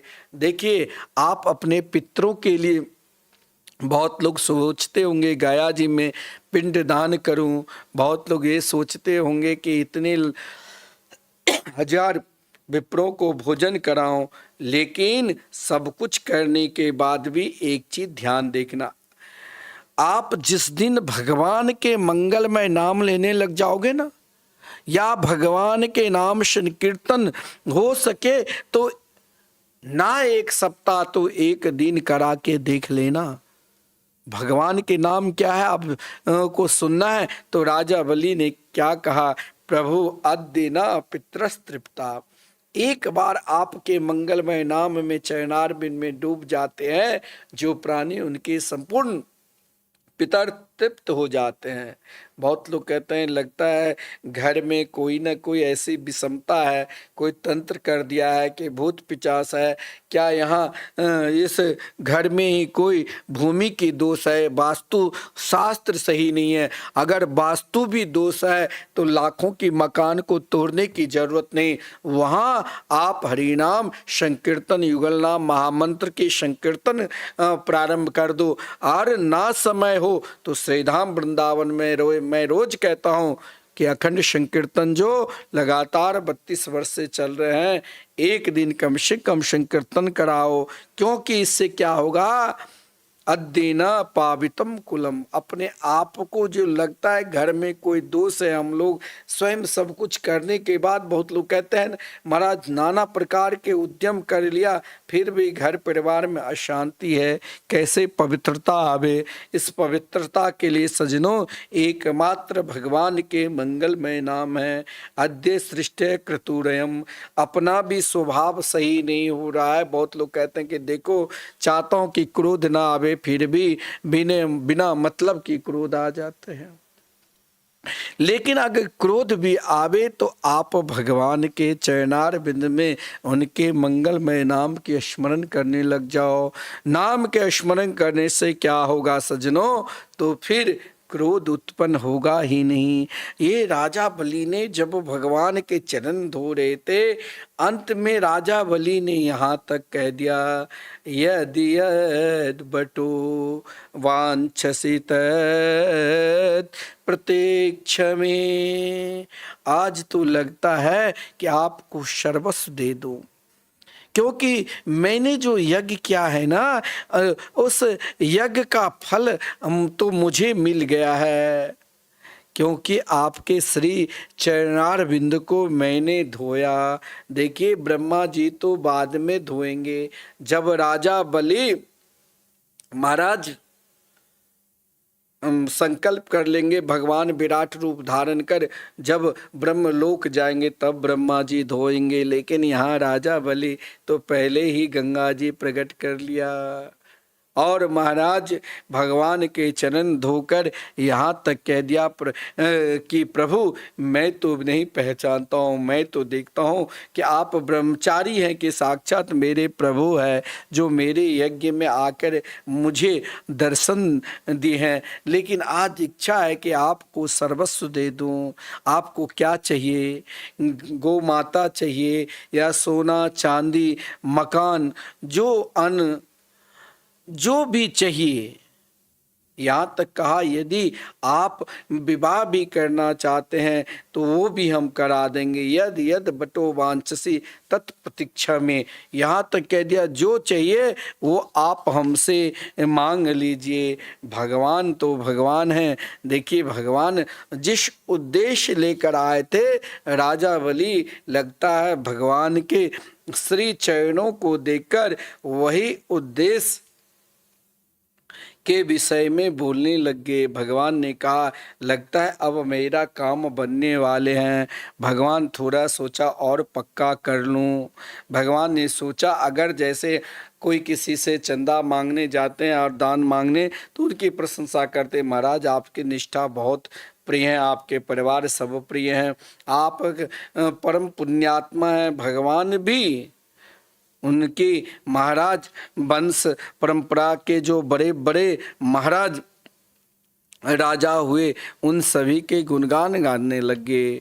उनके जो महाराज दादा थे, परदादा के परदादा हिरण्यकश्यपु, फिर उनके जो दादा थे प्रहलाद जी, पिताजी थे बामन जी, पिताजी महाराज बेरोचन जी, सब की प्रशंसा करने लगे कि महाराज आपके कुल खानदान में तो एक से एक महान से महान पराक्रमी, महान से महान दानी, महान से महान भक्त आए हैं। आप उन्हीं वंश में जन्म लिए हैं, पैदा हुए हैं और आपके भाव भी देख रहा हूँ। आप हमसे कह रहे हो जो चाहिए वो ले लो, लेकिन हमें ज़्यादा नहीं चाहिए। अगर आपके भाव है तो हमें केवल 3 कदम ही मैं धरती आपसे लेना चाहता हूँ। और महाराज ये महाराज 3 कदम धरती, भगवान 4थे कदम भी कह सकते थे, लेकिन यहाँ भगवान ने कहा आपके भाव को देखकर जागृत स्थान, स्वप्न स्थान और सुषुप्ति स्थान, इन तीनों को 3 कदम में भगवान ने उनके तीनों भाव को मांग लिया है। नोट कर लेना कौन कौन? जागृत स्थान, स्वप्न स्थान और सुषुप्ति स्थान, इन तीनों को मांग लिया। और जब भक्त तीनों समर्पित कर दिया तो भक्त के पास केवल क्या रहता है? परमात्मा ही परमात्मा। इसीलिए भगवान वामन ने राजा बलि से केवल 3 ही कदम मांगा। इधर जब राजा बलि ने कहा, महाराज मैं तो सोचा कि आपको और 2-4 नगर दे दूं, लेकिन आप 3 कदम क्यों मांग रहे हो? बोले 3 कदम इसीलिए ताकि मैं वहाँ बैठकर भजन करूं। अब तो और प्रसन्नता हुई। राजा बलि ने कहा कि ठीक है महाराज ले लो जहाँ इच्छा हो। बोले ऐसे नहीं, पहले संकल्प करो। जो ही महाराज संकल्प करने के लिए तैयार हुए, उसी समय शुक्राचार्य जी कहाँ से उपस्थित हो गए। यहाँ शुक्राचार्य, देखिए यहाँ सदगुरु यानी ज्ञान प्राप्त सदगुरु के द्वारा होगा, क्योंकि हम जो गुरु शब्द के अर्थ ये, हम जो अंधकार में भटक रहे हैं उसे प्रकाश, ज्ञान रूपी प्रकाश दिलाने के लिए सदगुरु की जरूरत है। जो शुक्राचार्य जी भगवान के उन रूप को देखकर मोहित था, वही शुक्राचार्य जी ने आकर कहा क्या, एस बेरोचिने साक्षात भगवान विष्णु रव्य कस्य पाददितेर्जातो देवानां कार्य साधिका। अरे ये तुम क्या कर रहे हो, ये कोई और नहीं है, ये सब विरोचने साक्षात। राजा बलि को शुक्राचार्य जी ने बहुत डांटा कि तुम बेदचन अपने पिता की तरह ही दानी बनने जा रहे हो, और हाथ में जल लेकर तैयार था इधर, और कहा कि तुम जरा पहचानो ये कौन है। बोले ये साक्षात भगवान नारायण है, विष्णु है, अव्यय है, जिसका कभी नाश ही न हो। ये इस समय देवता के कार्य सिद्ध करने के लिए ही महाराज कश्यप अदिति के पुत्र बने हैं। तुम जानते हो इसने केवल 3 ही कदम पृथ्वी को क्यों संकल्प दिला रहे हो? जानते हो इस सब कुछ ले लेंगे तुमसे 3 कदम में, तुम्हारे लिए कुछ खाने पीने के भी, रहने के भी जगह नहीं छोड़ेंगे। शास्त्र में कहा गया है दान उतना ही करो जिससे आपका परिवार में कोई दुखी न रहे। दशांश दान करने का शास्त्र आदेश देता है। देखिए दशांश आपको भगवान ने संपत्ति दिया है, दान धन दिया है, तो उसका दशांश आप धन को दान करोगे ना तो कभी आप गरीब बनोगे ही नहीं, विपन्न बनोगे नहीं। अगर आप दशांश दान के मतलब 100 रुपया कमाते हो, उसमें से 10 रुपया दान करते हो, 90 रुपया अपने परिवार के चलाने में रखो, परिवार अपना स्वास्थ्य के ध्यान रखो, केवल 10 रुपया उसमें से दान कर दिया ना तो आप जानते हो आप कभी विपन्न गरीब नहीं बन सकते हो। ये शास्त्र में कहा गया है। शुक्राचार्य जी ने कहा देखो ये कोई साधारण नहीं, मैं पहचान भी करा दिया कि भगवान हैं। एक पाँव में धरती नाप लेंगे, दूसरे पाँव में स्वर्ग से लेकर ब्रह्म लोक तक नाप देंगे, क्योंकि ये अव्यय है। और तीसरे पाँव में लगता है तुम अगर नहीं दिया ना तो तुमको नरक जाना पड़ेगा, क्योंकि तीसरे पाँव के लिए कुछ बचेगा ही नहीं। दान उतना ही करो जिससे कभी मतलब दुखी स्वयं को न हो। महाराज शुक्राचार्य जी ने यहाँ राजा बलि को अपनी संपत्ति को कहा कि अगर तुम नहीं मानते हो तो 5 भाग में बांट दो। धर्मार्थ यस्यर्थाय कामाय सुजनाय च, एक भाग धर्म के लिए लगा दो, दूसरा भाग यज्ञ के लिए, तीसरा भाग धन कमाने के लिए, चौथा और 5वां भाग अपने स्वजन संबंधी के रक्षा के लिए, इन में बांट दो। और ऐसे करने से लोक परलोक में आपका कल्याण होगा। शुक्राचार्य जी ने राजा बलि को बहुत समझाया कि देखो कुछ स्थान में अगर असत्य बोलने से भी पाप नहीं लगता है। इधर शुक्राचार्य जी बोल रहे हैं लेकिन राजा बलि सज्जनों कुछ जवाब नहीं दे रहे हैं।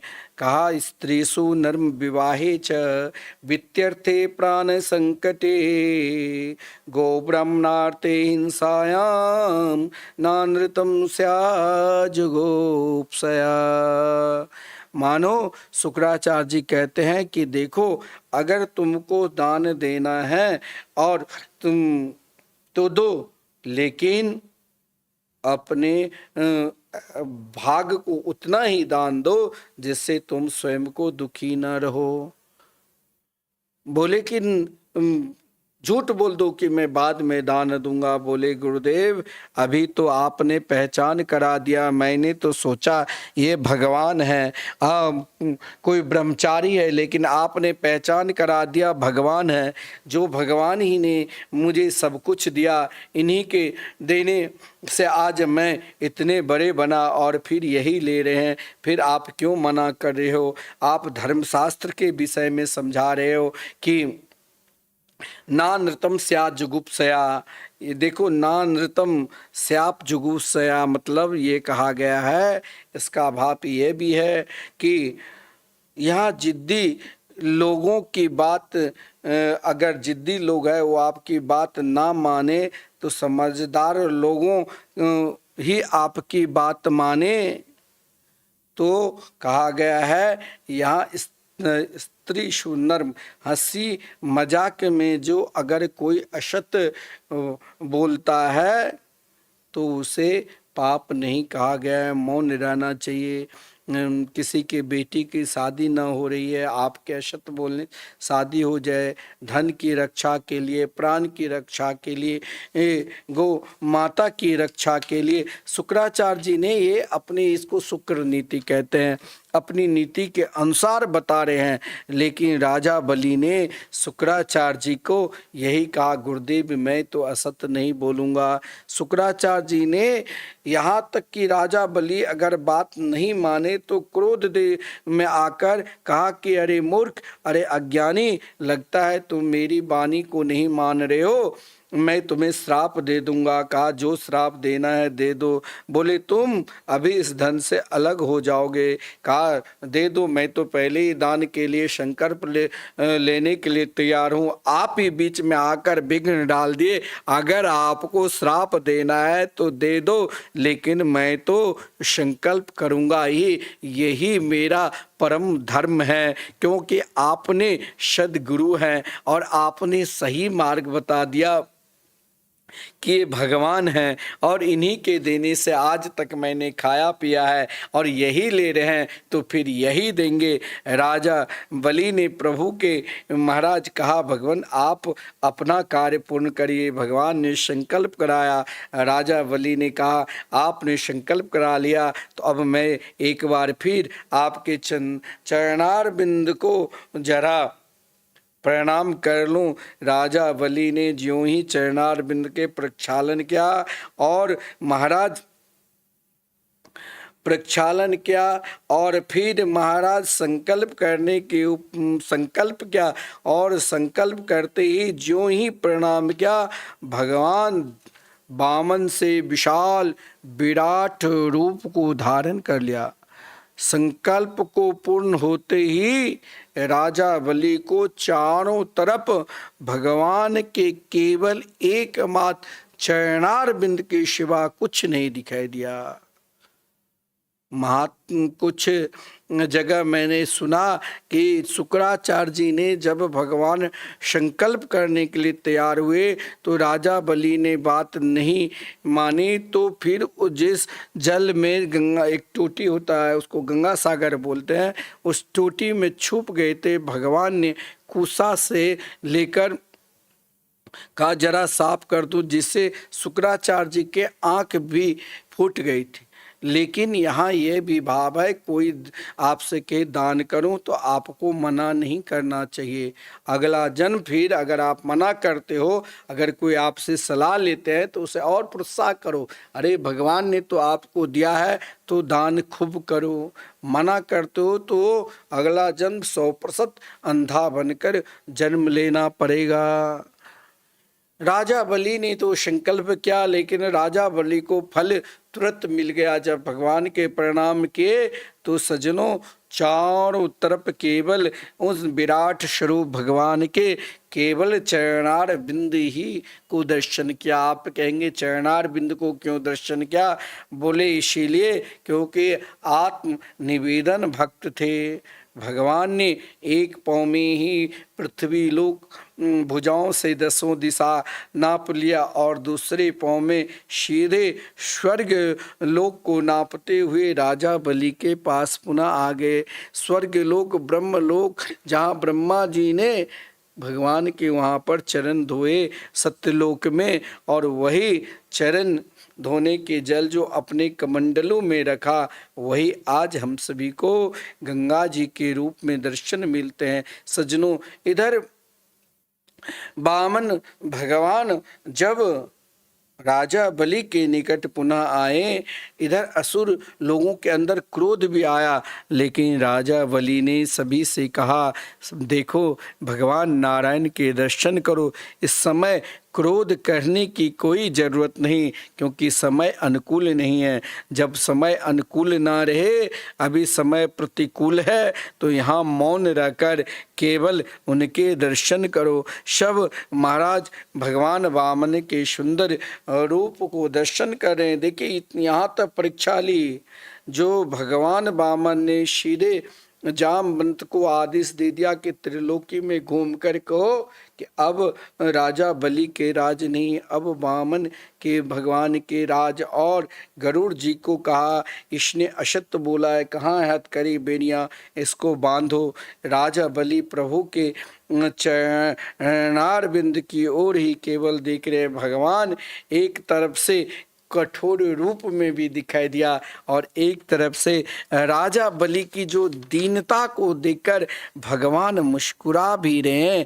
और मुस्कुराते हुए राजा बलि से कहा कि बताओ आप तीसरा कदम कहाँ दोगे।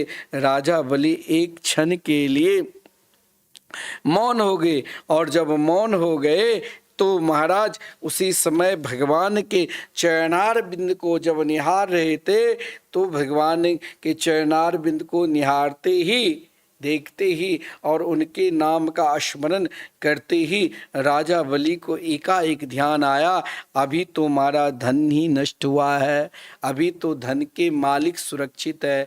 शेयर मार्केट में कोई पैसा लगाते हैं, एकाएक नष्ट हो जाता है, और फिर वो प्रयास करते हैं तो दोबारा लगाकर फिर ऊंचा भी हो जाते हैं ना। तो धन के मालिक सुरक्षित है तो हजारों बार धन कमा सकते हैं। राजा बलि ने कहा, प्रभु हमने तो कोई असत्य नहीं बोला, अगर मैंने असत तब बोलता जब मैं नहीं रहता। अभी तो आपने धन लिया है, अभी धन के मालिक सुरक्षित है। पदम तृतीयम करो सृष्णि में निजम।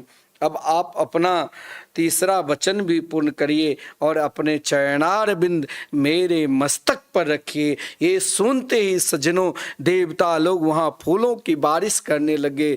धन्य है राजा बलि, आप जीत गए। बोले आप इसीलिए जीते जो आज भगवान मौन हो गए।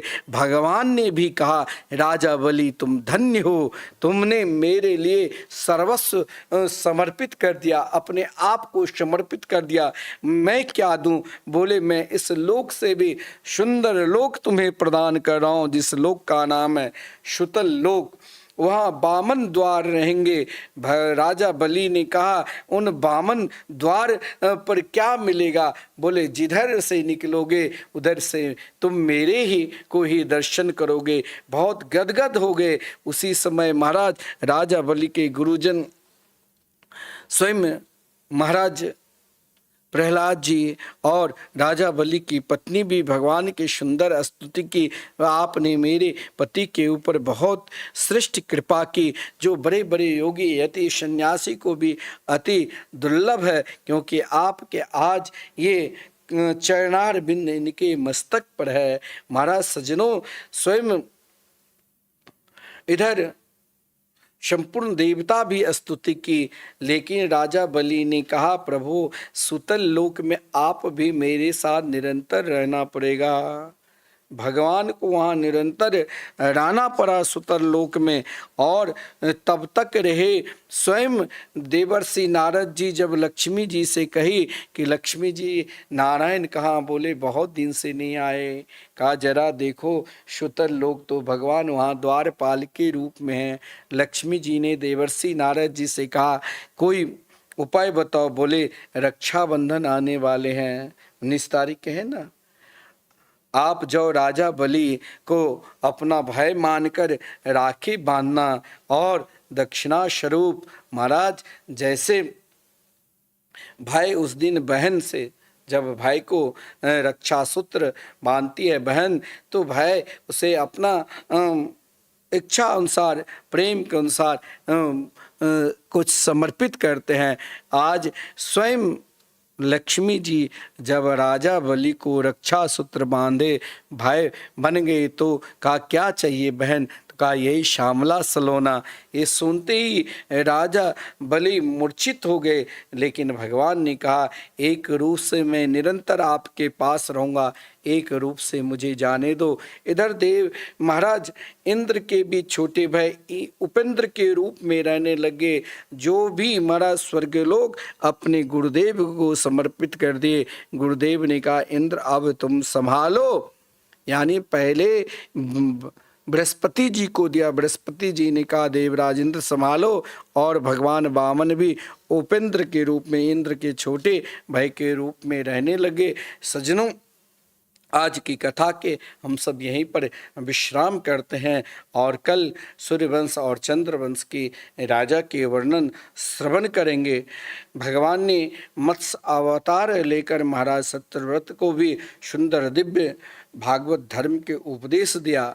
सज्जनों, कई लोगों को कल से फोन भी आ रहे हैं कार्यालय में कि पूज्य गुरुदेव इस बार कार्तिक मास में श्रीधाम वृंदावन में रहकर 1 माह तक कल्पवास करेंगे।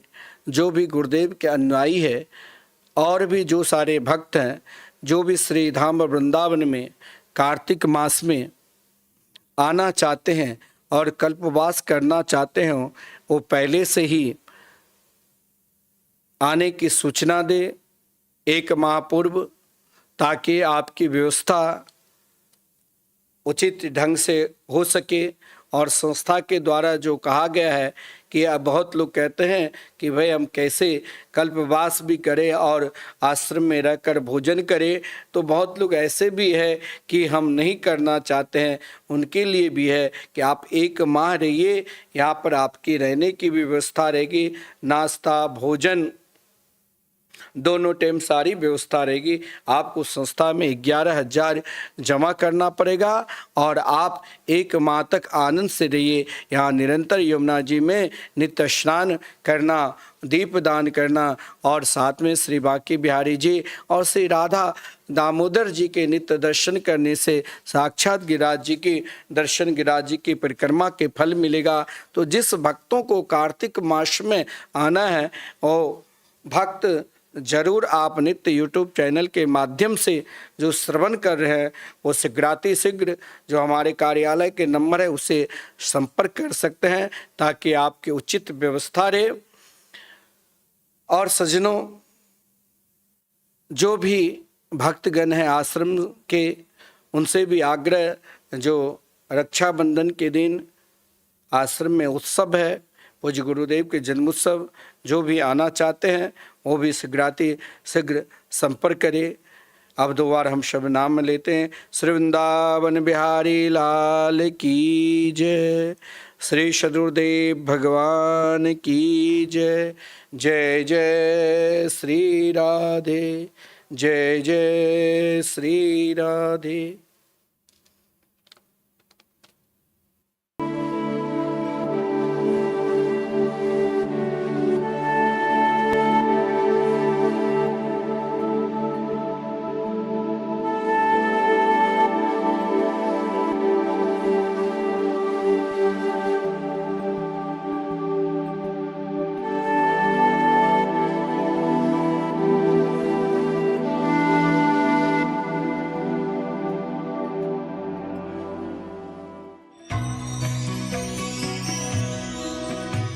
परम पावन श्री वृंदावन धाम की भूमि पर परम पूज्य सदगुरुदेव भगवान द्वाराचार्य जगत गुरु निम्बारकाचार्य श्री मुकुंद देवाचार्य पीठाधीश्वर श्री राधेश्याम शरण देवाचार्य जी महाराज के मार्गदर्शन में विश्व प्रसिद्ध भगवान श्री कृष्ण की नगरी श्री धाम वृंदावन परिक्रमा मार्ग मिथिला कुंज आश्रम में निरंतर 24 घंटे अखंड श्री युगल नाम महामंत्र संकीर्तन 30 वर्षों से चल रहा है और अखंड अहर्निश 24 घंटे सदा श्री धाम वृंदावन में मिथिला कुंज में चलता रहेगा। आज विश्व भर में अनेकों मंदिर हैं, किंतु भागवत का कोई मंदिर नहीं है। तब हमारे पूज्य गुरुदेव के भजन संकल्प से ये भाव जागा कि श्री धाम वृंदावन में एक अलौकिक भागवत मंदिर बने, जिसमें वृंदावन आने वाले सभी भक्तगण एक साथ संपूर्ण भागवत श्लोक का दर्शन कर सकें। सदगुरुदेव के इस भाव को साक्षात करने के लिए विश्व में प्रथम बार श्री धाम वृंदावन मिथिला कुंज आश्रम में श्रीमद् भागवत महापुराण के 18,000 श्लोक शिलालेख लिखित भव्य दिव्य श्रीमद् भागवत महापुराण मंदिर बनने जा रहा है। आप सब भी इस दिव्य भागवत मंदिर में अपना तन मन धन से सहयोग कर श्री धाम वृंदावन में अक्षय पुण्य प्राप्त करें। एक श्लोक शिलालेख की सेवा राशि मात्र 5100 रुपए है, जिसमें आपके नाम से एक श्लोक शिलालेख पर लिखा जाएगा। इसी प्रकार से आप 2 श्लोक की दान राशि 11,000 रुपए, 5 श्लोक की दान राशि 25,000 रुपए, 11 श्लोक की दान राशि 51,000 रुपए और 21 श्लोक की राशि है 1,01,000 रुपए देकर अनंत पुण्य के भागी बन सकते हैं। कहा गया है कलयुग केवल नाम आधारा। हम सब भी श्री धाम वृंदावन में अपने नाम से या अपने पूर्वजों के नाम से या घर में समस्त विघ्न बाधाओं को दूर करने के लिए श्री धाम वृंदावन में अखंड संकीर्तन कराने का अलौकिक पुण्य प्राप्त कर सकते हैं। साथ ही आपके द्वारा प्रदान किया गया सेवा राशि से हरि नाम संकीर्तन के साथ साथ संतों का भोजन एवं गौ माता के लिए गौग्रास समर्पित किया जाएगा। आप निम्न राशि प्रदान कर सदस्यता ग्रहण कर सकते हैं। एक दिन का संकीर्तन राशि मात्र 1500 रुपए, एक माह का संकीर्तन राशि मात्र 15,000 रुपए, 12 माह की संकीर्तन राशि मात्र 21,000 रुपए से आपके नाम से निरंतर अखंड श्री युगल नाम हरि नाम संकीर्तन के साथ साथ साल के 12 माह में 12 दिन 12 संतों का भोजन गौग्रास आदि सेवाएं आपके मरणोपरांत भी चलते रहेंगे। अतः आप एक छोटा सा संकल्प लेकर हमसे जुड़ सकते हैं और श्री धाम वृंदावन मिथिला कुंज आश्रम में आप आजीवन सदस्य रहेंगे। आप वृंदावन में जब भी आएंगे तो आपके रहने की निशुल्क व्यवस्था रहेगी। Account number 158505001309। अकाउंट होल्डर नाम Mithila Kunj trust, RTGS, NEFT, IFSC code ICIC 00010117, branch Vrindavan. Mobile number 9410810861। UPI Mithila Kunj trust @ICICI। ये संस्था 80G के अंतर्गत कर मुक्त है, जिसके द्वारा आप अपने दान पर टैक्स की छूट प्राप्त कर सकते हैं। आपके दान राशि की रसीद आपको बाय पोस्ट संस्था द्वारा भेजी जाएगी। साथ में आपको संस्था का प्रमाण पत्र भी दिया जाएगा।